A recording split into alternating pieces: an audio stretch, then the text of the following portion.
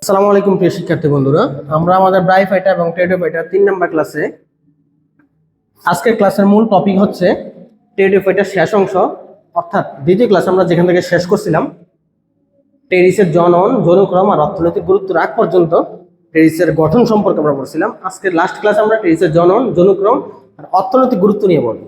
তো চলো আমরা আমাদের মেইন বই চলে যাই। মেইন বই থেকে আমরা শুরু করি আমাদের মেইন পড়া। তো মূল বই কি আছে একদম শুরুতে, টেরিসের জনন এবং অর্থনৈতিক গুরুত্ব। ফার্স্ট হচ্ছে টেরিসের জনন সম্পর্কে লেখা আছে।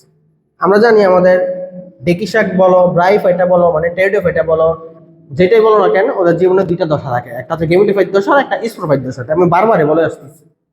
তো টেরিসের জীবনচক্র দুই ধরনের উদ্ভিদ থাকে, একটা হচ্ছে স্পোরোফাইট বা রেণুধর, আর আরেকটা আমরা জানি সেটা হচ্ছে গেমিটোফাইট অথবা লিঙ্গধর, অথবা এটার আরেক নাম আমরা একবার বলে আসছি গত ক্লাসে, আরেক নাম হচ্ছে যৌনধর, জনন কোষ, গেমিট, এখান থেকে যৌনধর। আচ্ছা, এখন টেরিসের এই যে স্পোরোফাইট যা রেণুধর, স্পোর মানে রেণু, এই স্পোরোফাইটিক উদ্ভিদের ভিতরে অঙ্গজ জনন ঘটে, অযৌন জনন ঘটে, দুইটা ঘটে। আর গেমিটোফাইট নামে তো গেমিটোফাইট, গেমিট, তাহলে গেমিট মানেই তো জনন কোষ, এটার মধ্যে ঘটে যৌন জনন। তাহলে তার মধ্যে যৌন জনন ঘটে, অযৌন জনন ঘটে, অঙ্গজ জনন ঘটে। তার মধ্যে অঙ্গজ আর অযৌন ঘটে স্পোরোফাইটিক উদ্ভিদে, আর যৌন জনন ঘটে গেমিটোফাইটিক উদ্ভিদে। আগে আমরা অঙ্গজ আর অযৌন করি, পরবর্তীতে আমরা যৌন জনন করব। প্রথম প্রশ্ন আসছে অঙ্গজ জনন। দেখো, আমরা যখন বলছিলাম যে ডেকিশাকের যে কাণ্ড থাকে, সে কাণ্ডের নাম কিন্তু আমরা জানি রাইজোম। ডেকিশাক গাছ যখন মরে যায়, তখন গাছের কাণ্ডের বা রাইজোমের কিছু অংশ বিশেষ যখন মরে যায়, বা সহজ কথায় আমরা যদি রাইজোম কাণ্ডের ছবিটা যদি আরেকবার একটু দেখি, ধরো এটা হচ্ছে রাইজোম কাণ্ডটা। তো এই রাইজোম কাণ্ডের এই অংশটা ধরো মরে গেল বা আলাদা হয়ে গেল, আলাদা হয়ে এখানে চলে আসছে, এই জায়গাটা এখানে চলে আসছে, এইখান থেকে পরবর্তীতে একটা গাছ হয়ে যায়। তার মানে ডেকিশাকের কাণ্ড যদি আলাদা হয়ে যায়, সেখান থেকে একটা নতুন গাছ হতে পারে। পরীক্ষায় আসবে যে ডেকিশাকের অঙ্গজনন কি দিয়ে হয়? রাইজোমের মাধ্যমে হয়। কিসের মাধ্যমে হয়? রাইজোম। হয় যে কি গাছ হয়? আমরা তো জানি দুইটা অংশ আছে, একটা স্পোরোফাইট, একটা গেমিটোফাইট। রাইজোমের কাণ্ড মরে গিয়ে স্পোরোফাইটিক উদ্ভিদে পরিণত হয়। কি উদ্ভিদ? স্পোরোফাইটিক উদ্ভিদ। আবার অযৌন জনন। দেখো, একটা কথা সবসময় মাথায় রাখবা, অযৌন জনন মানে হচ্ছে স্পোরের মাধ্যমে জনন, যৌন জনন মানে হচ্ছে গেমিটের মাধ্যমে জনন বা শুক্রাণু ডিম্বাণুর মাধ্যমে জনন। তো দেখো, টেরিসের স্পোর সৃষ্টির মাধ্যমে যে জননটা হয় সেটা হচ্ছে অযৌন জনন। এটা শুধু টেরিস না, যে কোনো উদ্ভিদে স্পোর সৃষ্টির মাধ্যমে জনন মানে হচ্ছে অযৌন জনন। দেখো কি বলছে, টেরিস উদ্ভিদ পরিণত হলে যখন একটু বড় হয়ে যায় সাইজে, তখন এদের পাতার নিচের দিকে, পিনার নিচের দিকে, পত্রকের নিচের দিকে, ওদের পাতাকে তো পাতা বলা হয় না, ওদের পাতাকে, ছোট ছোট পাতাকে বলা হয় পিনা। এটা আরেকটা পিনা, এটা আরেকটা পিনা, সবগুলো পিনাকে একসাথে বলা হয় পাতা। এবং এই পিনার ভিতরে ছোট ছোট ছোট ছোট ছোট পিনার নিচের দিকে ছোট ছোট এরকম কি তৈরি হয়? স্পোরাঞ্জিয়াম তৈরি হয়। এই স্পোরাঞ্জিয়ামের ভিতরে স্পোর থাকে, এই স্পোরাঞ্জিয়ামের ভিতরে থাকে স্পোর। আর সেই স্পোর গুলাই মূলত আমাদের অযৌন জননের কাজ করে দেয়। কি জননের কাজ করে দেয়? অযৌন জনন। আমি যদি পিকচার দেখাই তোমাকে, এটা গত ক্লাসে আমরা একবার দেখাইছি। এই যে ডেকিশাকের পাতার পিনার, সম্পূর্ণ বড় পাতার নাম পাতা, আর এই ছোট পাতার নাম কি? ছোট্ট পাতার নাম হচ্ছে পিনা। পিনার নিচের দিকে দেখো গুটি গুটি গুটি গুটি স্পোরাঞ্জিয়াম। এই স্পোরাঞ্জিয়াম গুলার ভিতরে তৈরি হয় স্পোর। তাহলে আমরা আমাদের মেইন বই আবার চলে যাই। তাহলে স্পোর তৈরি হইলো কোথায়? তৈরি হইলো পাতার নিচের দিকে। কি তৈরি হয়? স্পোরাঞ্জিয়া তৈরি হয়। আর এই স্পোরাঞ্জিয়ামের ভিতরে কি থাকে? রেণু অথবা স্পোর। আর রেণু স্পোরকে কি বলা হয়? ডাক দাও, অযৌন জনন কোষ। পরীক্ষা আসে, অযৌন জনন কোষের একক কি? গেমিট নাকি স্পোর? অবশ্যই স্পোর দাগাবা। আচ্ছা, এখন স্পোরাঞ্জিয়াম তো একটা দুইটা থাকে না, স্পোরাঞ্জিয়াম অনেকগুলো থাকে। অনেকগুলো স্পোরাঞ্জিয়ামকে একসাথে বলা হয়, অনেকগুলো স্পোরাঞ্জিয়ামকে একসাথে বলা হয় সোরাস। ব্র্যাকেট দিয়ে রাখো, অনেকগুলো স্পোরাঞ্জিয়ামকে একসাথে বলা হয় সোরাস। অনেকগুলো স্পোরাঞ্জিয়ামকে একসাথে বলা হয় সোরাস। তার মানে সোরাস ভাঙলে পাবা স্পোরাঞ্জিয়া, স্পোরাঞ্জিয়া ভাঙলে পাবা স্পোর, আর স্পোর থেকে একটা গাছ হয়ে যেতে পারে। আচ্ছা, এখন বলছে সোরাস দেখতে বাদামি বর্ণের, এটা এমসিকিউতে আসে। সোরাস দেখতে বৃক্কাকার, এদিকে এমসিকিউতে আসে। এখন সোরাস কোথা থেকে তৈরি হবে, বা স্পোরাঞ্জিয়াম কোথা থেকে তৈরি হবে, স্পোর কোথা থেকে তৈরি হবে? এরা যেখান থেকে তৈরি হয়, যে টিস্যু থেকে এই স্পোরাঞ্জিয়াম তৈরি হয়, সেই টিস্যুকে বলা হয় প্লাসেন্টা বা অমরা, এটা এমসিকিউতে আসে যে স্পোরঞ্জিয়াম সৃষ্টিকারী টিস্যুর নাম কি? প্লাসেন্টা বা অমরা। কারণ আমরা গত ক্লাসে একবার দেখাইছিলাম ছবির মাধ্যমে যে এই যে স্পোরঞ্জিয়া বা স্পোরগুলো যে থাকে পাতার মধ্যে, পাতা কি করে? একটু বাঁকা হইয়া, এই যে সোজা থাকে না পাতাগুলো একটু বাঁকা হয়ে থাকে। বাঁকা হয়ে কাকে ডেকে রাখে?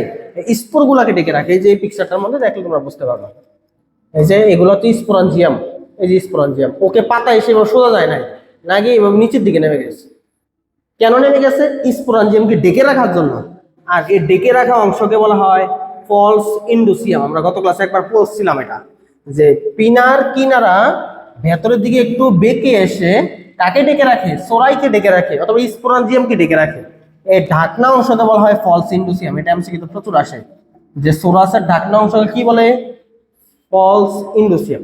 আচ্ছা, এখন ধরো একটা ডেকি শাকের গাছের মধ্যে পাতা আছে 10টা। সব পাতার মধ্যে তো ধরো স্পোর তৈরি হবে না। যে পাতাটা একটু বয়স্ক পাতা, একটু বয়স হয়েছে, সেটার মধ্যে স্পোর তৈরি হয়। কচি পাতাগুলোর মধ্যে স্পোর তৈরি হয় না।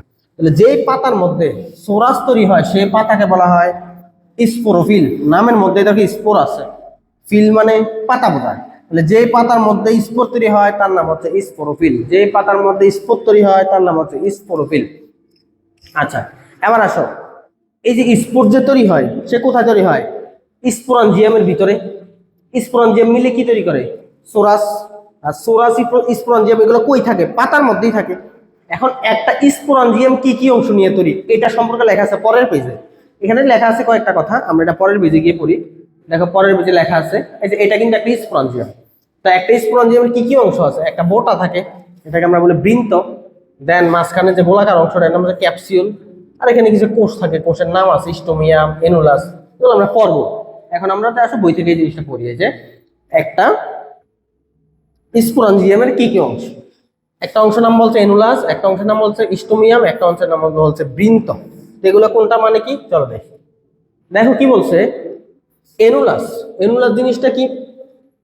ক্যাপসিউল প্রাচীরের অধিকাংশই কাইটিন যুক্ত এবং পুরো এক কোষ স্তর বিশিষ্ট আবরণে আবৃত থাকে, জিনিসটাকে বলছে এনুলাস।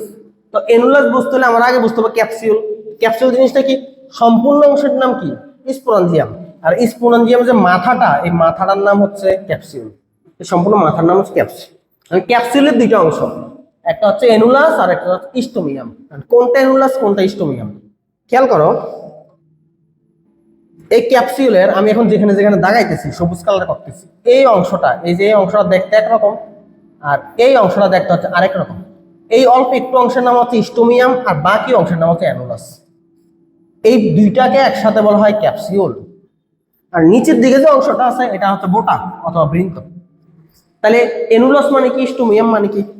অ্যানুলাসের দিকে তাকা, হয় যে একটা কোষ একটা কোষ একটা কোষ একটা কোষ, তার মানে এটা কি করছে? ক্যাপসিউলকে একটা আবরণ তৈরি করছে। কয় কোষ দিয়ে আবরণ? এক কোষে আবরণ। এটাই বলছে ক্যাপসিউলের প্রাচীর তৈরি করে, দেয়াল তৈরি করে কি যুক্ত? কাইটিন যুক্ত। কয় স্তর বিশিষ্ট? এক স্তর বিশিষ্ট। এখন স্যার একটা কথা বলছে, এই এনুলাস হচ্ছে পানিগ্রাহী, তার মানে সে পানি গ্রহণ করতে পারে। পানিগ্রাহী মানে পানিকে আকর্ষণ করে, সে পানিগ্রাহী, পানিকে গ্রহণ করে, সে পুষ্ট হয়ে থাকে, ভেজা থাকে। কিন্তু এই যে অংশটা, এই যে অংশটা, এই অংশটা আমার নাম হচ্ছে স্টোমিয়াম। এই স্টোমিয়াম অংশটা কার সাথে লাগানো থাকে? বোটার সাথে, বৃন্তের সাথে। এই যে বলছে বৃন্ত সংলগ্ন, এটা পরীক্ষা আসবে না। কিন্তু এই কোষগুলা পানিগ্রাহী না, পানিকে আকর্ষণ করে না, যার কারণে এগুলো শুকনো না থাকে, শুকনো থাকে, ভেজা থাকে না। শুকনো থাকার কারণে এগুলা মাঝে মধ্যে কি যায়? ফেটে যায়, ফেটে যায়। তাহলে পরীক্ষা আসে ক্যাপসুলের কোন অংশটা ফেটে যায়? অ্যানুলাস অংশ না স্টোমিয়াম অংশ? অ্যান্সার হবে স্টোমিয়াম অংশ। এই অংশের মধ্যে কি থাকে না? পানি থাকে না, যখন এটা ফেটে যায়। আর ফেটে গেলে এই অংশ দিয়ে কি বের হয়ে আসে? স্পোর বের হয়ে আসে। এমসিকিউতে আসে যে ক্যাপসুলের কোন অংশ দিয়ে স্পোর বের হয়ে আসে? কোন অংশ দিয়ে স্পোর বের হয়ে আসে? স্টোমিয়াম অংশ দিয়ে। কেন স্টোমিয়াম অংশ দিয়ে পানি বের হয়ে আসে? সরি, স্পোর বের হয়ে আসে কারণ স্টোমিয়াম অংশটা পানিকে আকর্ষণ করে না। পানিকে আকর্ষণ করে কোন অংশটা? অ্যানুলাস, যার কারণে সে কোনোদিন ফেটে যায় না। বাট স্টোমিয়াম পানিকে আকর্ষণ করে না, সেটা এই জন্য শুকনো থাকে। তখন কি হয়? এই যে স্পোরঞ্জিয়ামের ভিতরে যখন স্পোর তৈরি হয়, স্পোরগুলো স্টেম অংশকে ভেদ করে, স্পোরগুলো বাইরে হয়ে আসে। তেমসে কিন্তু আসবে স্পোর নির্গমন হয় কোন অংশ দিয়ে? স্টোমিয়াম দিয়ে। আর বৃন্ত সম্পর্কে কিছু লেখা নাই, এটা দাগানো লাগবে। নেক্সট পেজে চলে আসো। পরবর্তী পেজে খেয়াল করো স্পোর উৎপাদন। তা আমরা তো একটু আগে দেখছিলাম যে আমরা যে ক্যাপসিউল যেটা মূলত কার অংশ, একটা স্পোরাঞ্জিয়ামের অংশ। এই স্পোরাঞ্জিয়াম থেকে কি তৈরি হবে, স্পোর। এখন এই স্পোরটা তো আমরা উৎপাদন করলাম, এই স্পোরটাকে এখন বিস্তার করতে হবে। আর স্পোর যখন বিস্তার হবে একটা গাছ তৈরি হবে, সেই গাছের নাম হবে কি গাছ, স্পোরোফাইট গাছ না, সেই গাছের নাম হবে গেমিটোফাইট গাছ। কেন, একটু ভালো করে বোঝার ট্রাই করো। দেখো আমার যে গাছটা ছিল এই গাছের নাম হচ্ছে স্পোরোফাইট গাছ। স্পোরোফাইট গাছ, এই স্পোরোফাইট গাছ থেকে তৈরি হয় স্পোর। সাবধান, স্পোরোফাইট গাছ থেকে স্পোর, স্পোর থেকে স্পোরোফাইট না। স্পোরোফাইট থেকে স্পোর, কিন্তু স্পোর থেকে স্পোরোফাইট না। আর স্পোর যখন মাটিতে পড়ে তখন একটা গাছ হয়, সেই গাছের নাম গেমিটোফাইট। গেমিটোফাইট, তাহলে কি বুঝতে পারলা, স্পোর থেকে কিন্তু স্পোরোফাইট তৈরি হয় না, স্পোর থেকে তৈরি হয় গেমিটোফাইট। গেমিট থেকে কি তৈরি হয়, গেমিটোফাইট থেকে কি তৈরি হয়, গেমিটোফাইট থেকে তৈরি হবে গেমিট। তাহলে দেখো গেমিটোফাইট থেকে গেমিট, গেমিট থেকে কিন্তু গেমিটোফাইট না। আর গেমিট কি কি আছে, শুক্রাণু আর ডিম্বাণু। গেমিট দুইটা মিলিত হইয়া আবার একটা জাইগোট তৈরি করে, জাইগোট একটা গাছ তৈরি করে, সেই গাছের নাম হয় স্পোরোফাইট। তাহলে দেখো গেমিটোফাইট থেকে তৈরি হয় স্পোরোফাইট, আর স্পোরোফাইট থেকে তৈরি হয় স্পোর, স্পোর থেকে তৈরি হয় গেমিটোফাইট, গেমিটোফাইট থেকে তৈরি হয় গেমিট, গেমিট থেকে আবার স্পোরোফাইট, এমনি চলতে থাকে। তাহলে এখন আমরা গেমিটোফাইট গাছটা তৈরি করবো, কই থেকে তৈরি করবো, স্পোর থেকে গেমিটোফাইট গাছটা তৈরি করবো। কেমনে তৈরি হয়, দেখো আমরা এর আগের পেজে পড়ছিলাম এই যে ক্যাপসিউল, ক্যাপসিউলের ভিতরে কি থাকে, স্পোরাঞ্জিয়াম। তাহলে ক্যাপসিউলের ভিতরে স্পোরাঞ্জিয়াম টিস্যু থাকে। এই টিস্যুগুলার ভিতরে কিছু কোষ আছে যেগুলো হচ্ছে স্পোর তৈরি করে, এই কোষগুলোর নাম হচ্ছে স্পোর মাতৃকোষ। তাহলে স্পোর মাতৃকোষ থেকে কি তৈরি হবে, স্পোর জনন কোষ। তো মাতৃকোষ সবসময় ডিপ্লয়েড হয়, মনে রাখবা, মাতৃকোষ মানে ডিপ্লয়েড। স্পোর মাতৃকোষ মানেই ডিপ্লয়েড, স্পোর না কিন্তু, স্পোর মাতৃকোষ সেটা ডিপ্লয়েড। এখন বলছে একটা স্পোরাঞ্জিয়ামে কয়টা স্পোর মাতৃকোষ থাকে, 16টা, এটা এমসিকিউতে আসে। একটা স্পোরাঞ্জিয়ামে স্পোর মাতৃকোষ থাকে 16টা। আর এই স্পোর মাতৃকোষগুলো মিওসিস কোষ বিভাজন করে। আর তোমরা সবাই জানো মিওসিস কোষ বিভাজনে একটা কোষ থেকে 4টা কোষ তৈরি হয়। তাহলে 16টা কোষ থেকে 4 16 কয়টা কোষ তৈরি হবে, 64টা স্পোর তৈরি হবে। কয়টা স্পোর, 64টা। তাহলে বলো, স্পোর মাতৃকোষ ছিল ডিপ্লয়েড, মিওসিস কোষ বিভাজন করলে সেখান থেকে কি ধরনের কোষ তৈরি হবে, হ্যাপ্লয়েড স্পোর তৈরি হবে। তার মানে স্পোরোফাইট গাছটা হচ্ছে ডিপ্লয়েড, কিন্তু স্পোরোফাইট গাছ থেকে যখন স্পোর তৈরি হয় স্পোরগুলো হয়ে যায় হ্যাপ্লয়েড। আর স্পোর থেকে আবার তৈরি হয় গেমিটোফাইট গাছ, এখানে কিন্তু মিওসিস ঘটে না, যার কারণে আর হ্রাস পাওয়ার কোনো সুযোগ নাই, এন এনই থাকবে। গেমিটোফাইট গাছটা হয় এন। গেমিট যে তৈরি হয়, গেমিটও তো এন, কিন্তু গেমিট কয়টা, দুইটা, একটা শুক্রাণু আর একটা ডিম্বাণু। শুক্রাণু আর ডিম্বাণু মিলিত হইয়া তখন হয়ে যায় আবার 2n, ওই যে স্পোরোফাইট গাছ। এমনি চক্রাকারে চলতে থাকে। আচ্ছা, এখন আসে স্পোরের বৈশিষ্ট্য। এদের স্পোর গুলো বলছে বাদামি রঙের, এবং স্পোর গুলো দেখতে একই রকম। আমরা জানি একই রকম থাকলে তাকে বলা হয় হোমোস্পোরাস, পড়ছি আমরা এটা। স্পোর গুলার আবরণ দ্বিস্তরী, স্পোর গুলোর মধ্যে একটা ছিদ্র থাকে, সেই ছিদ্রের নাম হচ্ছে জার্ম ফোর। ফোর মানে ছিদ্র, জার্ম মানে বোঝায় জনন, জনন কোষ বোঝায়। আচ্ছা, এবার আসো, আমরা জানি স্পোর যখন বাইর হয়ে আসবে তখন কি দিয়ে বের হয়ে আসে, আমরা পড়ছিলাম স্টোমিয়ামটা ফেটে যায়, ফেটে গেলে স্পোরগুলো এই স্থান দিয়ে বের হয়ে আসে।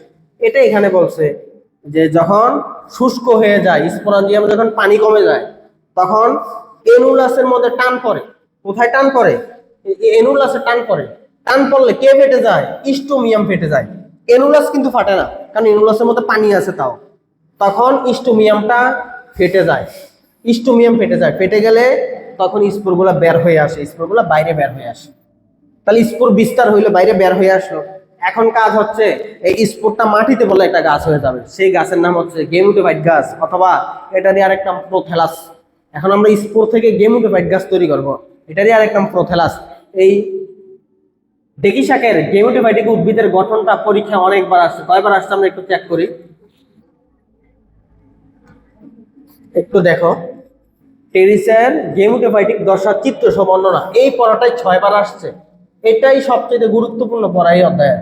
গেমিটোফাইটিক গাছের চিত্র, ডেকি শাকের গেমিটোফাইটিক গাছের চিত্র রিটেনের টোটাল আসছে 6বার। অর্থাৎ এই পড়াটা আপনাকে পরীক্ষায় পরে যাইতেই হবে, এই চিত্রটা আপনাকে আঁকতেই হবে, এই হৃৎপিণ্ড আকৃতির চিত্রটা আপনাকে আঁকতে হবে। তাহলে ডাব্লিউ লেখে গুলো থাকবেন, আর টোটাল 6টা স্টার দিয়ে রাখেন। 6টা স্টার মানে রিটেনে 6বার আসছে। তাহলে বলো, এই গেমিটোফাইটিক গাছ, এটাই তো গেমিটোফাইটিক গাছ, একটা হৃৎপিণ্ড আকৃতির। এই গেমিটোফাইটিক গাছটা দেখতে কেমন বাস্তবে, এই যেমন এটা গেমিটোফাইটিক।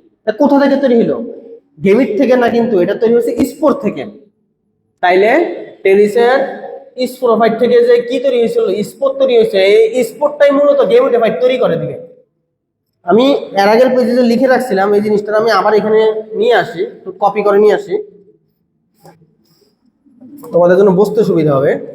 যে জিনিসটাকে একটু কপি করে নিই।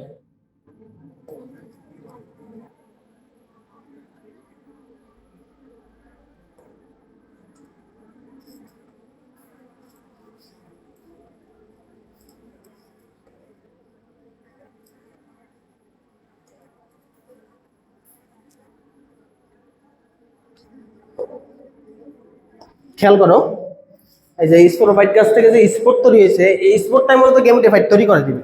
তাইলে গেমিটোফাইটের প্রথম কোষ কোনটা? গেমিটোফাইট কোথা থেকে তৈরি হয়েছে? স্পোর থেকে। এজন্য বলা হয় স্পোর বা রেণু হচ্ছে গেমিটোফাইটের প্রথম কোষ। তোমরা প্যাচ লাগাই ফেলো এটাই, পরীক্ষা যখন আসে গেমিটোফাইটের প্রথম কোষ কি, মানে কিন্তু গেমিটোফাইটের প্রথম কোষ, তাহলে তো অ্যান্সার গেমিট হবে না, গেমিটোফাইটের প্রথম কোষ হবে স্পোর।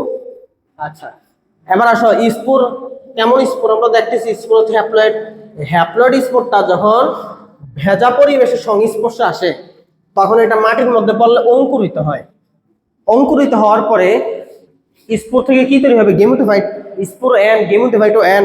তাহলে অবশ্যই কোন বিভাজন করতে হবে? মাইটোসিস, কারণ মিওসিস করলে ক্রোমোজোম হ্রাস পাবে, তার মানে মাইটোসিস কোষ বিভাজন করলে একটা হৃৎপিণ্ডের মতো সবুজ আকৃতির হৃৎপিণ্ডের, সবুজ কালারের হৃৎপিণ্ড আকৃতির, উল্টা বলে ফেলছে, হৃৎপিণ্ডাকার একটা সবুজ অঙ্গের সৃষ্টি করে, এটাকে বলা হয় ডেকি শাকের গেমিটোফাইট। এটা কি বলে?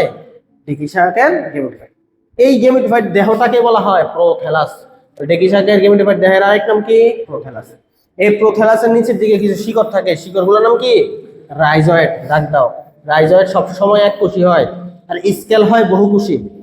আচ্ছা, এবার আসো, এই রাইজয়েডের কাজ কি? এটা শিকড়ের কাজ করে। তাহলে এটার কাজ হচ্ছে মাটির মধ্যে আঁকড়ে রাখা এই দেহটাকে, আর পানি শোষণ করতে সহায়তা করা। তাহলে এটার কাজ হচ্ছে মাটির সাথে সংযুক্ত করে, আর খাদ্য মানে পানি, খাদ্যরস, পুষ্টি এগুলো সরবরাহ করে। আচ্ছা, এবার আসো, প্রোথ্যালাসের একদম উপরের দিকে খেয়াল করে একটা খাঁজ আছে, এই খাঁজটাকে বলে অগ্রস্থ খাঁজ। তাহলে প্রোথ্যালাসের উপরের দিকে একটা গভীর খাঁজ আছে, এই খাঁজের নাম হচ্ছে অগ্রস্থ খাঁজ। আচ্ছা, প্রোথ্যালাসের আর কি বৈশিষ্ট্য? আমরা নেক্সট পেজে দেখছিলাম প্রোথ্যালাস সবুজ রঙের। এই প্রোথ্যালাসের মধ্যে একটা স্ত্রী জননাঙ্গ থাকে, এটার নাম হচ্ছে আর্কিগোনিয়াম। একটা পুরুষ জননাঙ্গ থাকে, সেটার নাম হচ্ছে অ্যান্থিরিডিয়াম। তাহলে এটার মধ্যে স্ত্রী জননাঙ্গ আছে, পুরুষ জননাঙ্গ আছে। মানে শুক্রাণু তৈরি হয়, ডিম্বাণু তৈরি হয়। তার মানে এটা হচ্ছে একই সাথে দুই ধরনের জননকোষ তৈরি হয়, জন্য একে বলা হয় সহবাসী উদ্ভিদ। তাহলে প্রোথ্যালাস হচ্ছে সবুজ বর্ণের। প্রোথ্যালাস বহুকোষী, এটা চোখে দেখা যায়, তাহলে বহুকোষী। প্রোথ্যালাস নিজের খাদ্য নিজে তৈরি করতে পারে, সবুজই। আর প্রোথ্যালাস সে কি?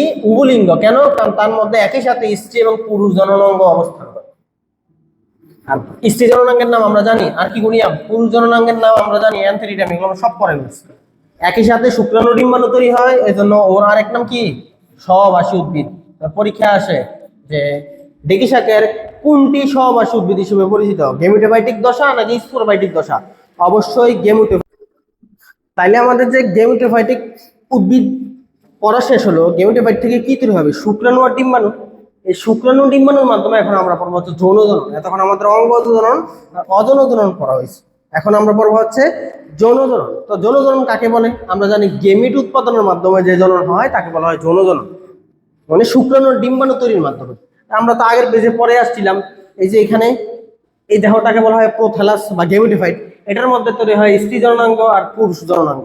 এই দুইটা থেকে তৈরি হয় শুক্রাণু আর ডিম্বাণু, আর এই দুইটা মিলিত হয়ে যৌন জনন সম্পন্ন করে। তাহলে যৌন জনন কই গঠিত হয়? প্রোথ্যালাসের মধ্যে, মানে গেমিটোফাইটের মধ্যে। কোথায় সংগঠিত হবে? গেমিটোফাইটের মধ্যে, গেমিটোফাইটের মধ্যে। এখন আমরা যদি পিকচারের মধ্যে তাকাই, খেয়াল করি এখানে একটা খাঁজ আছে, এই খাঁজের কাছাকাছি কে থাকে? আর্কিগোনিয়াম। আর এখানে থাকে শিকড় বা রাইজয়েড। রাইজয়েডের কাছাকাছি কি আছে? অ্যান্থিরিডিয়াম। এটাই বইয়ের মধ্যে লেখছে, দেখো খাঁজের কাছাকাছি থাকে আর্কিগোনিয়াম বা স্ত্রী জননাঙ্গ, আর রাইজয়েডের কাছাকাছি কি থাকে? রাইজয়েডের কাছে থাকে পুরুষ জননাঙ্গ বা অ্যান্থিরিডিয়াম। তাহলে দুইটাই কই থাকে? প্রোথ্যালাসের মধ্যে থাকে। দুইটাই কই থাকে? গেমিটোফাইটের মধ্যে থাকে। এই জন্য গেমিটোফাইটকে বলা হয় সহবাসী। গেমিটোফাইট বা প্রোথ্যালাস দশাকে কি বলা হয়? সহবাসী উদ্ভিদ। আচ্ছা, তাহলে এখন আমরা ফার্স্টে পড়বো আর্কিগোনিয়াম, পরে পড়বো অ্যান্থিরিডিয়াম। আর্কিগোনিয়াম থেকে আমরা তৈরি করবো কি?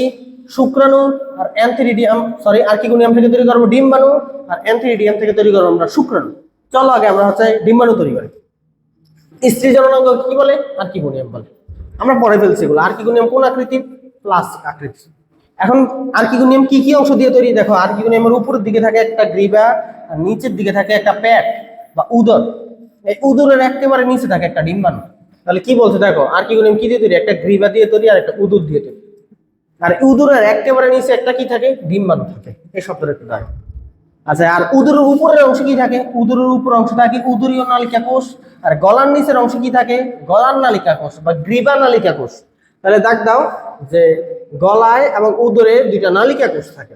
এখন বলছে এই আর্কিগোনিয়াম যখন পরিণত হয়, মানে এটা যখন পরিপক্ক হয়, তখন এর গ্রীবা নালিকা কোষ আর উদরীয় নালিকা কোষ দুইটাই বিগলিত হয়ে যায়, মানে এই রাস্তাটা পুরো গলে যায়। এই রাস্তাটা গলে গেলে ডিম্বাণু বাইর হওয়ার রাস্তাটা একদম ক্লিয়ার হয়ে যায়, একটা রাস্তা তৈরি হয়, একটা নালীপথ তৈরি হয়। আর এই নালীপথের মধ্যে দুইটা রাসায়নিক পদার্থ থাকে, এটা এমসিকিউতে প্রচুর পরিমাণে আসে। একটা হচ্ছে মিউসিলেজ আর একটা হচ্ছে মেলিক অ্যাসিড। পরীক্ষা আসবে আর্কিগোনিয়ামের নালীপথে কি কি যৌগ থাকে? মেলিক অ্যাসিড আর মিউসিলেজ, মেলিক অ্যাসিড আর মিউসিলেজ। তাহলে ডিম্বাণু তৈরি হইলো। এখন আমরা তৈরি করবো শুক্রাণু। তো আমরা জানি শুক্রাণু তৈরি হয় কোথায়? অ্যান্থেরিডিয়াম। অ্যান্থেরিডিয়াম কোথায় তৈরি হবে? পুরুষ জননাঙ্গ। পুরুষ জননাঙ্গের নাম কি? অ্যান্থেরিডিয়াম। শুক্রাণু কোথায় তৈরি হবে? অ্যান্থেরিডিয়াম। এবার আসো, অ্যান্থেরিডিয়াম বলতে গোলাকৃতির। আমরা যদিও পড়ছি অ্যান্থেরিডিয়াম হচ্ছে কি? নাশপাতি আকৃতির। এটা মনে রাখবা। অ্যান্থেরিডিয়াম এই অঙ্গটা হচ্ছে অ্যান্থেরিডিয়াম। এটার ভিতরে কি থাকে? কিছু গোলাকার গোলাকার কোষ থাকে। এই কোষগুলোর নাম হচ্ছে শুক্রাণু মাতৃকোষ। আর এই শুক্রাণু মাতৃকোষ থেকে মূলত কি তৈরি হবে? শুক্রাণু তৈরি হবে। শুক্রাণু মাতৃকোষ থেকে কি তৈরি হবে?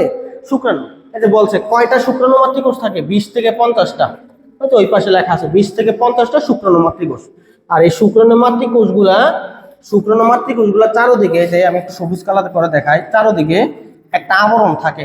এই আবরণগুলো হচ্ছে বন্ধা আবরণ, কারণ এখান থেকে কোনো শুক্রাণু তৈরি হয় না। তাহলে শুক্রাণু মাতৃকোষের চারদিকে একটা বন্ধা আবরণ থাকে। বন্ধা আবরণটা নাকি আবার 3টা কোষ দিয়ে তৈরি। যদি আমরা দেখতেছি 1 2 3 4 5টা, কিন্তু পিকচারের সাথে বইয়ের লেখা মিল নাই, তবে তোমরা 3টাই মনে রাখি। আচ্ছা, ওদের শুক্রাণু যে তৈরি হয়, এই শুক্রাণু দেখতে কেমন? বহু প্লাজেলা। দাও পরীক্ষায় আসবে ডেকি শাকের শুক্রাণু কয় প্লাজেলা? বহু প্লাজেলা। আমরা যখন ব্রাইফাইটা পড়ছিলাম, ব্রাইফাইটা শুক্রাণু ছিল 2 প্লাজেলা, কিন্তু ডেকি শাকের শুক্রাণু হচ্ছে বহু প্লাজেলা। তাহলে শুক্রাণু তৈরি হলো। এই শুক্রাণুগুলা প্লাজেলার সাহায্যে সাঁতার কাটবে। প্লাজেলার সাহায্যে পানির মধ্যে সাঁতার কাটে, বৃষ্টির পানিতে সাঁতার কাটে। কেটে কার কাছে যাবে? ওই যে লায়লা বানুর কাছে যাবে, স্ত্রী জননাঙ্গের কাছে যাবে। আগের পেজে আমরা আর্কিগোনিয়াম পড়ছিলাম, ওর কাছে যাবে। কারণ ওর কাছে কে আছে? ওর বউ আছে। ওর বউর নাম কি? ডিম্বাণু। তাহলে শুক্রাণু এখন কার কাছে যাবে? ডিম্বাণুর কাছে যাবে। কেন যাবে? সে যাবে বিয়ে করার জন্য। আমরা জানি উদ্ভিদের বিয়ে মানে কি? নিষেক। কি ক্যাট? নিষেক। আচ্ছা, তাহলে সে আসলো, এসে আর্কিগোনিয়ামের কাছে আসলো। এসে আর্কিগোনিয়ামের কাছে কেন আসলো? বিয়ে করার জন্য। কিভাবে আসলো? একটা জিনিসে আকৃষ্ট হয়ে। কিসে আকৃষ্ট হয়? ওই যে দুইটা রাসায়নিক যৌগ বলছিলাম, মেলিক অ্যাসিড। এই মেলিক অ্যাসিডের প্রতি আকৃষ্ট হয়ে শুক্রাণু ডিম্বাণুর দিকে আসে। তাইলে কোন যোগের কারণে শুক্রাণু ডিম্বাণুর দিকে আকৃষ্ট হয়? সেটা হবে অ্যান্সার মেলিক অ্যাসিড। কি অ্যাসিড? Malic acid. আচ্ছা, এবার আসো, একটা শুক্রাণু একটা ডিম্বাণু মিলন করলো। মিলন করলে কি তৈরি হয়? জাইগোট। এই জাইগোটকে বলা হয় ও স্পোর। শুক্রাণু হ্যাপ্লয়েড, ডিম্বাণু হ্যাপ্লয়েড। দুইটা যখন মিলিত হয় তখন সে হয়ে যাবে ডিপ্লয়েড। ডিপ্লয়েড হয়েছে মানে এখন আর গেমেটোফাইটিক দশাটা নাই, এখন শুরু হয়ে গেছে স্পোরোফাইটিক দশা। কারণ আমাদের অর্ধেক সংখ্যক ক্রোমোজোম অবস্থান নাই, এখন কিন্তু পূর্ণ ক্রোমোজোম হয়ে গেছে। পূর্ণ ক্রোমোজোম হয়েছে মানে এখন শুরু হয়ে যাবে ডিপ্লয়েড দশা। আর আমরা জানি ডিপ্লয়েড দশার নাম কি? স্পোরোফাইটিক দশা। তাহলে স্পোরোফাইটিক দশা কি দিয়ে শুরু করছি? ও স্পোর। ও স্পোরের আরেক নাম কি? জাইগোট। তাহলে স্পোরোফাইটিক দশার প্রথম কোষ হচ্ছে জাইগোট, মনে রাখতে হবে। স্পোরোফাইটিক দশার প্রথম কোষ কি? জাইগোট। এখন আমরা চলে আসছি স্পোরোফাইটিক উদ্ভিদে। এই যে আমরা যদি একটা পিকচার দেখি, এই পিকচারের মধ্যে আমরা এটা বারবার বলছিলাম, এটা হচ্ছে একটা স্পোরোফাইটিক গাছ। এখান থেকে তৈরি হয় স্পোর। স্পোর মাইটোসিস বিভাজন করে, কি তৈরি করে? একটা হৃৎপিণ্ড আকৃতির প্রোথ্যালাস বা গেমেটোফাইট। এই গেমেটোফাইটটা তৈরি করে গেমিট। গেমিটটা নিষেধ করে তৈরি করে জাইগোট। জাইগোট বা একটু আমরা এটা দেখছিলাম, এটার আরেক নাম ও স্পোর। আর এই ও স্পোরটা পরবর্তীতে আবার আরেকটা গাছ তৈরি করে, সেই গাছের নাম স্পোরোফাইট গাছ। তাহলে আমরা এখন চলে আসছি স্পোরোফাইট গাছের মধ্যে। তো স্পোরোফাইট গাছটা কেমনে তৈরি হয়? কোথা থেকে তৈরি হয় স্পোরোফাইট গাছটা? ওই যে জাইগোট থেকে তৈরি হয়, ওই স্পোর থেকে। জাইগোটটা বারবার বিভাজন করে, বিভাজন করলে তৈরি হয় একটা ভ্রূণ তৈরি হয়। এই যে বলছে, দেখো আমরা এখানে আসি, জাইগোটটা বিভাজন করে, মাইটোসিস বিভাজন করে। কোন বিভাজন? মাইটোসিস। কেন মাইটোসিস? কারণ জাইগোট সে ডিপ্লয়েড, স্পোরোফাইটিক গাছ সেও ডিপ্লয়েড, তার ডিপ্লয়েড থেকে ডিপ্লয়েড রাখতে হবে, কারণ স্পোরোফাইট মানে ডিপ্লয়েড, আর জাইগোট সেও ডিপ্লয়েড, ডিপ্লয়েড থেকে ডিপ্লয়েড রাখতে হলে আমরা জানি কোন বিভাজন? মাইটোসিস। আর হ্রাস করতে হইলে মিওসিস। আমরা এখানে হ্রাস করবো না, যা আছে তাই রাখবো। তাহলে কি ঘটতেছে? মাইটোসিস কোষ বিভাজনকালে একটা ভ্রূণ তৈরি হয়, একটা ছোট্ট বাচ্চা চারা গাছ তৈরি হয়। এই চারা গাছটার মূল তৈরি হবে, কাণ্ড তৈরি হবে, পাতা তৈরি হবে। এগুলো হইলে একটা নতুন স্পোরোফাইট গাছ তৈরি হবে। এই যে এটা হচ্ছে গেমেটোফাইট গাছ, আর এটার উপরে একটা নতুন গাছ তৈরি হয়েছে, এটার নাম হচ্ছে স্পোরোফাইট গাছ। তখন এই গাছটা মরে যায়, এই গেমেটোফাইট গাছটা মরে যায়, শুধু স্পোরোফাইট গাছটা থাকে। এই যে তখন গেমেটোফাইট গাছটা শুকিয়ে নষ্ট হয়ে যায়। গেমেটোফাইট গাছের আরেক নাম প্রোথেলাস। তখন কেবলমাত্র স্পোরোফাইটিক উদ্ভিদটা পূর্ণাঙ্গ একটা ডেকিশাক উদ্ভিদে পরিণত হয়। আর এই যে ঘটনাটা ঘটে বারবার এমনি চক্রাকারে ঘটতে থাকে, চক্রাকারে ঘটতে থাকে, এই জিনিসটাকে বলা হয় জীবন চক্র অথবা আরেক নাম যৌনুক্রম। এই জিনিসটাকে বলা হয় জীবন চক্র অথবা যৌনুক্রম। এবং এই পড়াটা পরীক্ষায় আসছে, এই পরীক্ষায় এই পড়াটা আসছে, পরীক্ষায় এই পড়াটা আসছে। কয়বার আসছে আমরা একটু দেখি। এই যে টেরিসের হেটারোমরফিক যৌনুক্রম টোটাল 4বার আসছে, 4বার, 4 স্টার। এই পড়াটা ডেকিশাকের এই যৌনুক্রম পড়াটা টোটাল 4বার আসছে। তাহলে ডাব্লিউ কে 4 স্টার দিয়ে রাখো, এটা রিটেনে 4বার আসছে। এই পড়াটা কিন্তু আমাদের অলরেডি পড়া হয়ে গেছে, গেমেটোফাইট স্পোরোফাইট, স্পোরোফাইট গেমেটোফাইট, এমন চক্রাকারে ঘুরতে থাকে। দেখো লেখার সময় তুমি স্পোরোফাইটিক জননীয় কিছু লেখা লিখবা, গেমেটোফাইটিক জননীয় কিছু লেখা লাগবে, এবং সবগুলো পড়াই মূলত আমাদের পড়ানো। আমরা এই সবগুলাই বারবার পড়ছি, আমাদের আর পড়া লাগতেছে না। তো লেখার সময় জীবন চক্র কাকে বলে একটা ব্র্যাকেট দিবা, যে কোন জীবের জন্ম অবস্থাকে শুরু করে ধীরে ধীরে বৃদ্ধি, বিকাশ, জনন, এই পর্যায়গুলো অতিক্রম করে পুনরায় পুনর্জন্ম দেওয়ার চক্রীয় ধারাকে কি বলে? জীবন চক্র। যদি কঠিন লাগে তুমি বলবা কোনো উদ্ভিদের গেমেটোফাইটিক দশা থেকে স্পোরোফাইটিক দশা এবং স্পোরোফাইটিক থেকে পুনরায় গেমেটোফাইটিক দশায় বারবার চক্রাকারে আবর্তিত হওয়ার প্রক্রিয়াকে কি বলে? জীবন চক্র। এখন আসো, জীবন চক্র এটাকে আবার কখন যৌনুক্রম বলা হয়? কোন জীবের জীবন চক্র সম্পন্ন করার জন্য তার 2টা দশা থাকে, আমরা বলছিলাম, একটা স্পোরোফাইটিক দশা, এটা একদম ডিপ্লয়েড দশা, স্পোর মানে রেণু, এই জন্য এটা একদম রেণু দশা অথবা রেণুধর। আর আরেকটা দশার নাম হচ্ছে হ্যাপ্লয়েড দশা, এটারই আরেক নাম গেমেটোফাইটিক দশা অথবা লিঙ্গধর। এই 2টা চক্র পর্যায়ক্রমে আবর্তিত হওয়ার প্রক্রিয়াকে বলে যৌনুক্রম। এটা কোন নাম্বারে আসে? যৌনুক্রম কি? অবশ্যই ডেকিশাকের মধ্যে 2টা যৌনুক্রম দেখা যায়, এবং একটা যৌনুক্রম বড় আর একটা যৌনুক্রম ছোট। আমরা জানি স্পোরোফাইটিক দশাটা বড়, ডেকিশাকের স্পোরোফাইটিক দশাটা বড় আর গেমেটোফাইটিক দশাটা ছোট। আর এরকম জীবন চক্রকে বলা হয় হেটারোমরফিক যৌনুক্রম। কি যৌনুক্রম? হেটারোমরফিক। দেন তোমাকে এই স্পোরোফাইটিক যৌন সম্পর্কে কিছু লেখা লাগতে হবে, গেমেটোফাইটিক যৌন সম্পর্কে কিছু লেখা লাগতে হবে। এবং এটা আমি পড়াবো না, কেন পড়াবো না? এটা বারবার পড়ানো হয়েছে, বারবার। তাও আমি একটু এই লেখাটা একটু রিপিট করে দিই, এই পিকচার থেকে, এখান থেকে আমি রিপিট করে দিই, একটু বুঝাই দিই তোমাদেরকে, একটু যে কি লেখা লাগবে এটা একটু আমি বুঝাই দিই। প্রথমে ধরো আমি স্পোরোফাইটিক দিয়ে শুরু করলাম। এটা হচ্ছে স্পোরোফাইটিক ডেকিশাক মেইন যে গাছটা, এই গাছের পাতার কিনারায় কি তৈরি হয়? স্পোরাঞ্জিয়াম। স্পোরাঞ্জিয়ামে কি তৈরি হয়? স্পোর। স্পোরগুলো কোন প্রক্রিয়া তৈরি হয়? মিওসিস প্রক্রিয়ায়। স্পোরোফাইটিক গাছটা হচ্ছে ডিপ্লয়েড, মিওসিস প্রক্রিয়ায় তৈরি করে হ্যাপ্লয়েড স্পোর। স্পোরগুলা আর তো অর্ধেক করার কোনো সুযোগ নাই, এন হয়ে গেছে, আর কেমনে তুমি অর্ধেক করবা? তার মানে আর মিওসিস করা যাবে না, এবার কি করতে হবে? মাইটোসিস। এই স্পোরগুলা মাটিতে বললে একটা হৃৎপিণ্ডাকৃতির প্রোথেলাস তৈরি হয়, সেই প্রোথেলাসের নাম হচ্ছে গেমেটোফাইট। তার মানে এবার চলে আসছে গেমেটোফাইট দোষ। এই গেমেটোফাইট যে হৃৎপিণ্ডাকৃতির প্রোথেলাস, এটার মধ্যে তৈরি হয় গেমিট। কি কি? শুক্রাণু আর ডিম্বাণু। এই শুক্রাণু ডিম্বাণু কি করে?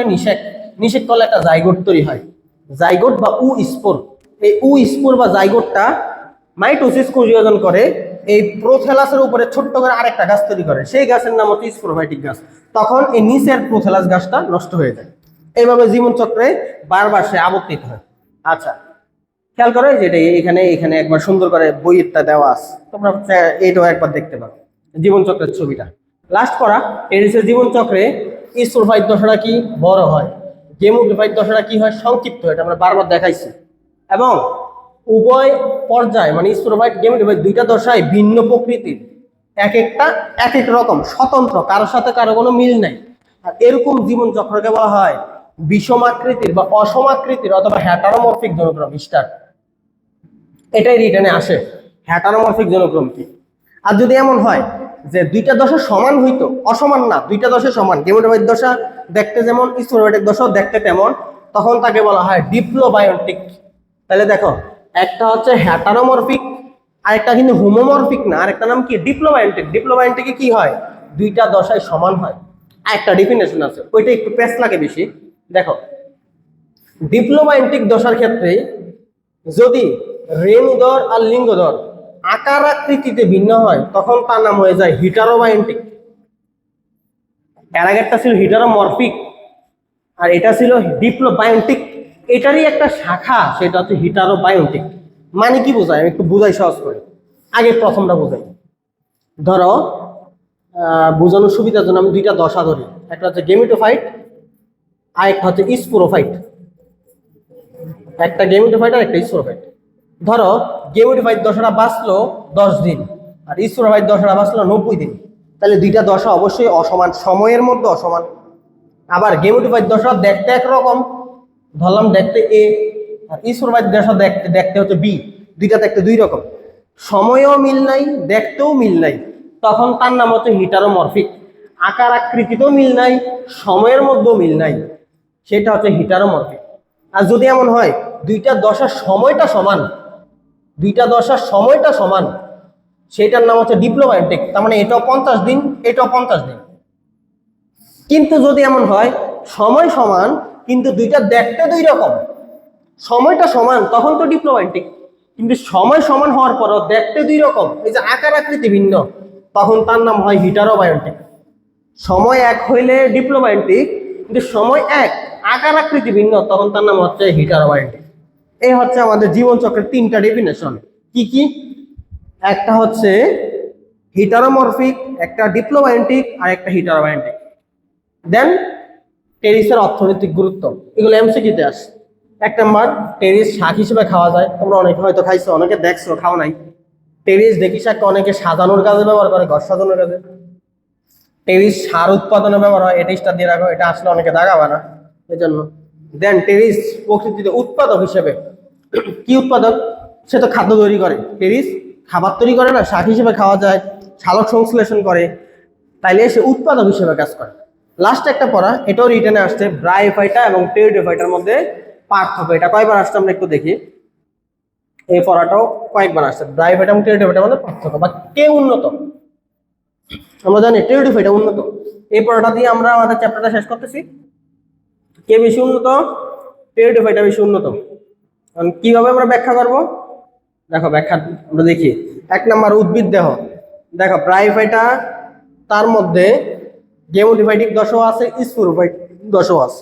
তার মধ্যে গেমোটিফাইটিক দশাটা বড়, এজন্য তাকে কি নামে ডাকি আমরা? গেমোটিফাইট নামে ডাকি। টেরিডোফাইটার মধ্যে গেমোটিফাইটিক দশাও আছে, স্পোরোফাইটিক দশা আছে, তার মধ্যে স্পোরোফাইটিক দশাটা বড়, এজন্য তাকে আমরা বলি স্পোরোফাইট। তাহলে দুইজনের নাম কিন্তু দুই রকম।